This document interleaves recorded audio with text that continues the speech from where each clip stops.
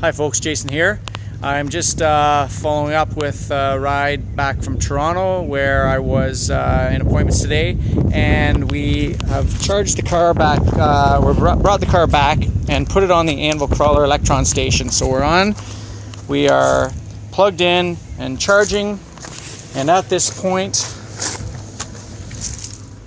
we are looking at so far set the Tesla to draw at 25 amps, has a charge rate of then 36 kilometers per hour of range adding on to this, and so far I've already added 52 kilometers to what we've gone here. So from about 146 we were at, now we're up to 152 and we're drawing 25 of 70. What's nice about the Tesla, what you can do is you can turn up the amp draw that you get from a Tesla right up to 80 when and what that does, sorry, I guess 70 on the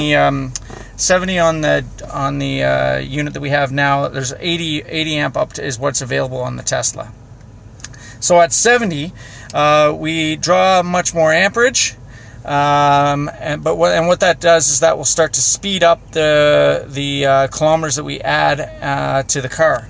So looking at today, we've gone 226 kilometers, 42.7 kilowatt hours consumed by the car. If you take that at 30 cents a kilowatt hour, that's about $12 worth of electricity. To travel 226 kilometers in a regular car that burns about 10 kilometers per liter of dinosaur bones or gas, what we call it, we're looking at about 25 bucks. So even if we had to buy the electricity, electric cars are much cheaper to drive and they're better for the environment. But where is the power coming from when you're buying it? Is it coming from nuclear? Is it coming from gas? Is it coming from oil? The difference being that here we're looking at on the Anvil Crawler Electron Station, we're looking at getting it for free from those panels up there. So here we are. I'm gonna amp this back to 25 amp draw and explain why that's important with this particular setup that we have for the batteries. So when we look at the batteries of a charge unit like the Anvil Crawler version we have here, this is a 65 kilowatt battery bank, but it's like a slushy.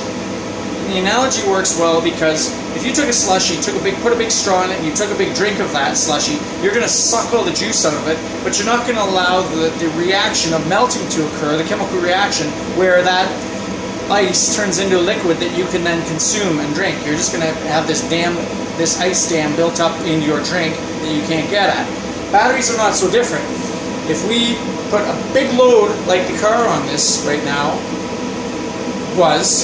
we're going to suck all the easy electrons out, and we're not going to give it time to recover and allow the chemical reactions to occur where those other electrons are freed, that we can get full capacity out of the battery.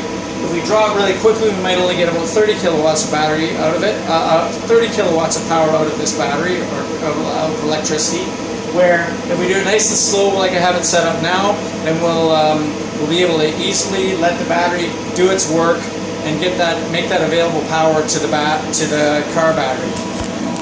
So as we see here currently right now, the car is drawing 6 kilowatts to charge it, and the panels are putting back on 1.7 kilowatts. So at about 6 o'clock at night, we're still net charging, we're still net drawing, but we're offsetting the draw by the car with the panels putting power back on.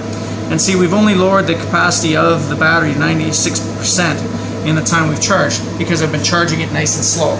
So that is what makes this successful for the future generations of Anvil Crawler electron stations. We will be we don't need to add any more panels, but we do need to add more batteries for those times when we want to really plug in a big consuming car like the Tesla, or multiple Teslas, or multiple electric cars, and then we would be able to handle that and charge that at a very fast rate.